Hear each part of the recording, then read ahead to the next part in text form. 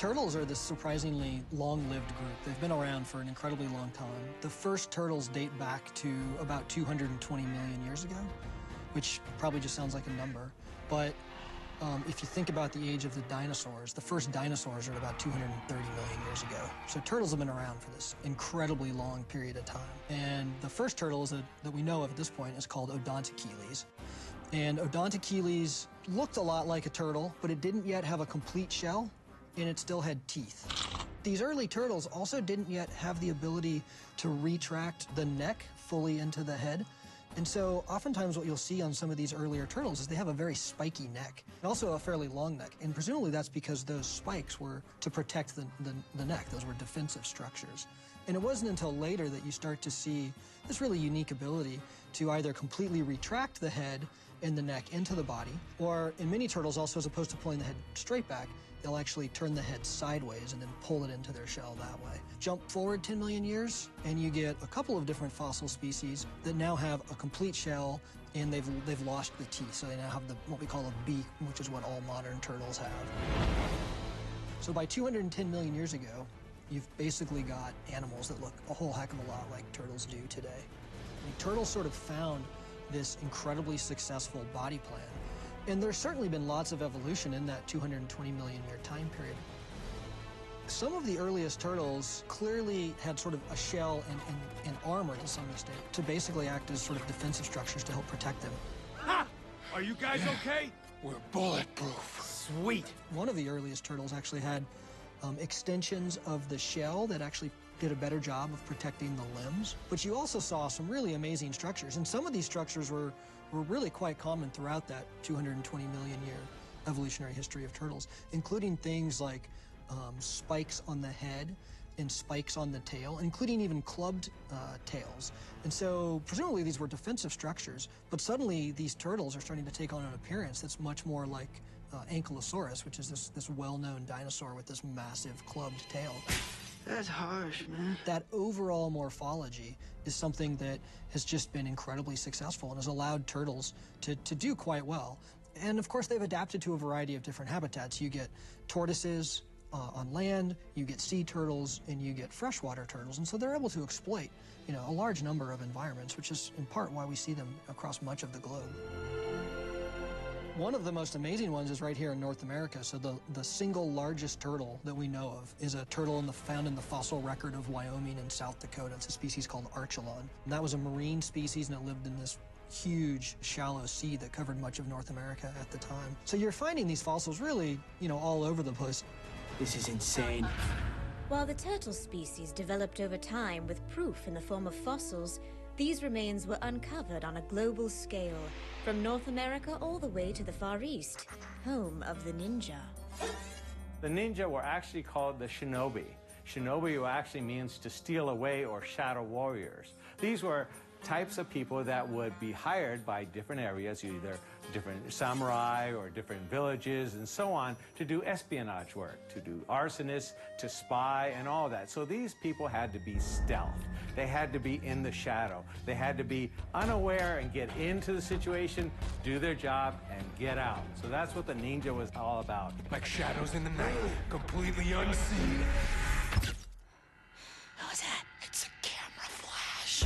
They were very inventive people. They had to invent unique styles of weaponry that couldn't be shown all over the place. They had to hide it all in their pockets in different areas. They had to sneak in and use whatever means they had to do to get in, find that information, start that fire, or even assassinate an individual. So the ninja were considered one of the most unique and one of the most inventive styles of martial arts.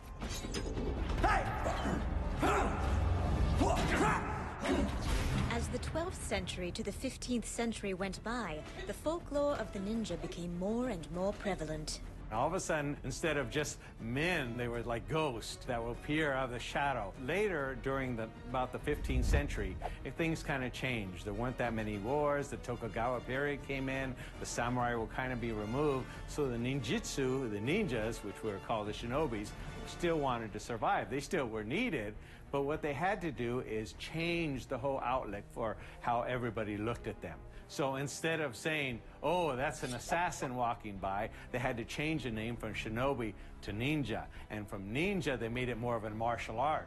So now people were learning it more of a martial arts style. So now they were creating different sets of how you'd structure things, how you climbed walls, how you use ropes, how you do different things. And now is it more acceptable as a martial art form.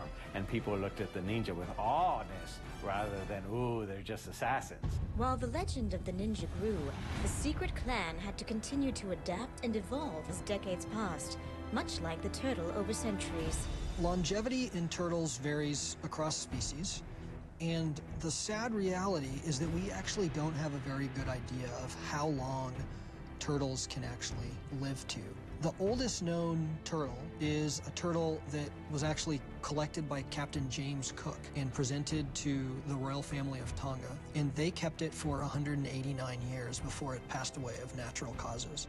But when you think about an animal that might be living for upwards of 200 years, how many cases are where you can actually document that history from start to finish? So the reality is that it's quite likely that there are species of tortoise in particular that are capable of living more than 2 centuries, and we just haven't been able to document that yet.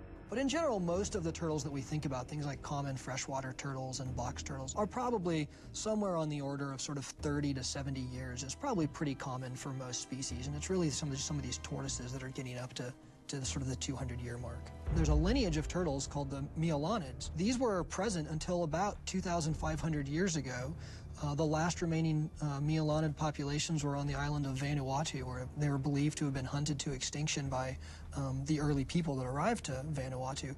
And those turtles had these amazing horns that projected back off of their heads, as well as some very spiky horns on the tail. So some really, impressive and very different looking animals overall than what we sort of currently think about when we think of turtles. While the turtles changed appearance over time due to environmental fluctuations, the ninja attire also went through some different phases. The goal of the ninja is to be secretive.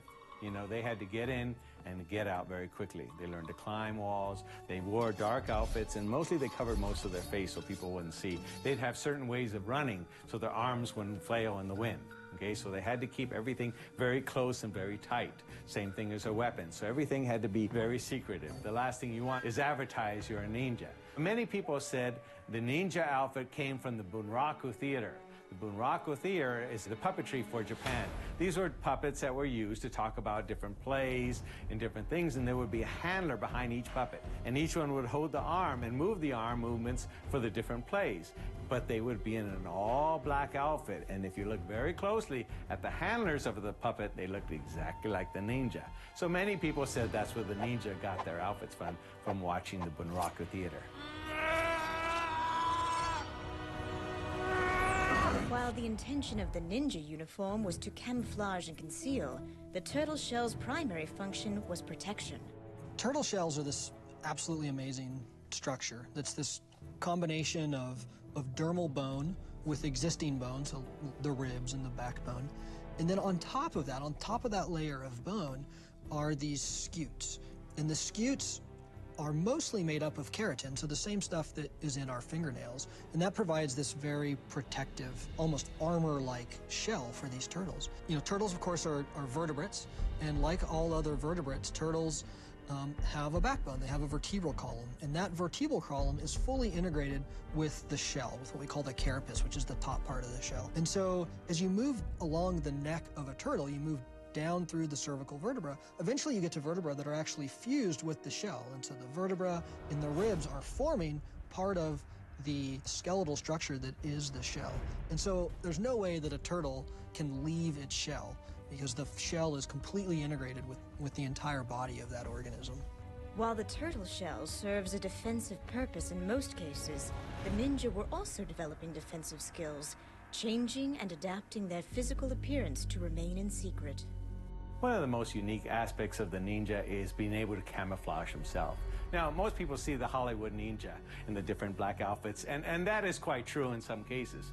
But they had to dress to get into different situations. For example, sometimes they dress as a geisha to get into the gate and to get into the fort, or a woodworker or a priest. Now, for the ninja, unlike the samurai, the weapons they use were part of their tools. So if they had to climb a wall, they would use the sword as their ladder.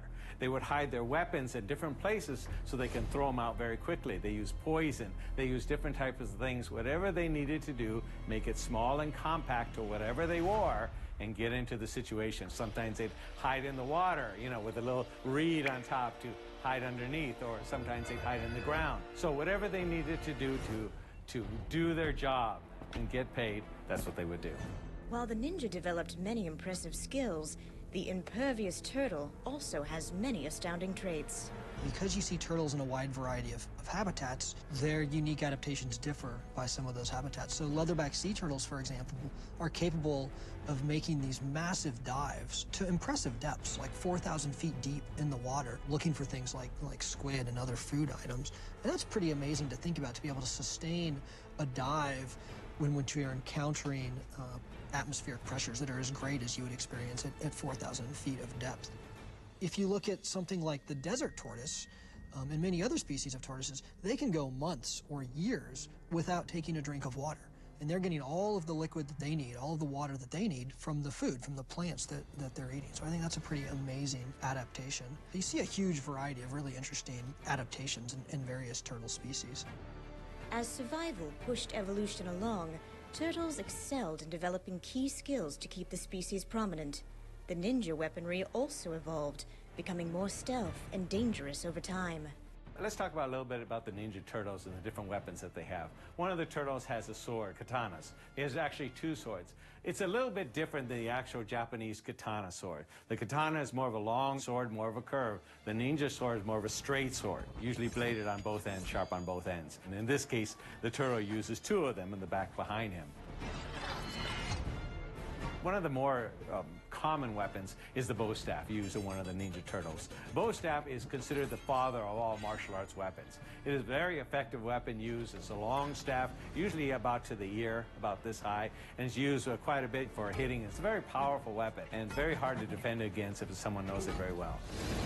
The samurai were the only ones allowed to carry weapons, the swords, so the farmers had to create their own weapons, and one of the weapons they used was called a sai. Now, the sai was originally a planting tool for planting seeds, but later became a weapon that you could use for poking or stopping a blade as well.